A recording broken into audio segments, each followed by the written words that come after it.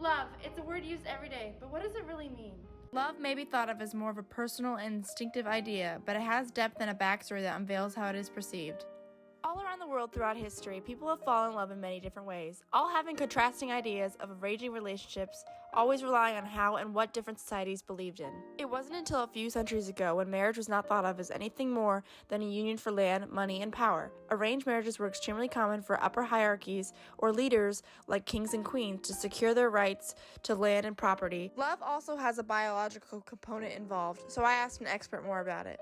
So when it comes to love, biologically, we do see hormones and neurotransmitters really playing a part. Those are chemicals in the brain that we have that are impacting our emotions, our hunger levels, lots of things. The two biggest ones that we see when it comes to love, we see dopamine, which is a reward chemical, it makes you feel good, and then serotonin, which can be like a calming chemical. So when those two kind of combine and are working together, we definitely see people like falling in love. I would say that love is a very strong feeling for someone or something, but I've seen that often today in our society it is overused. How I define love is basically when two people show each other respect, like loyalty and everything, and they will do almost pretty much anything with each other. It depends on the person, I guess, and sometimes it's just really hard to find.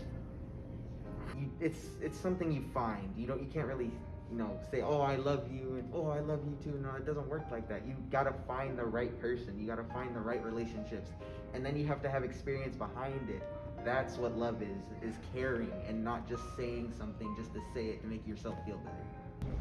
And sometimes it's hard to put into words because it's just hard to explain sometimes, but it's about caring for and wanting to do things with and for people around you.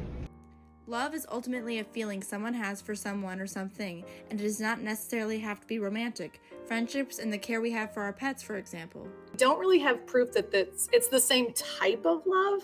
For animals, the affection that you're seeing with them, a lot of times it does come down to mating and to survival purposes. That's a lot of times where their affection might be coming from. Just love is everywhere. It's not a specific place. It's all in the air. You could see an old couple sitting down on a bench reading a book, eating a sandwich together. That's love. You could see a dog walking a human. That's love. As long as they're together. You know what I'm saying? Love is love. And there you have it, the meaning of love. I'm Brooke Benny, back to the studio.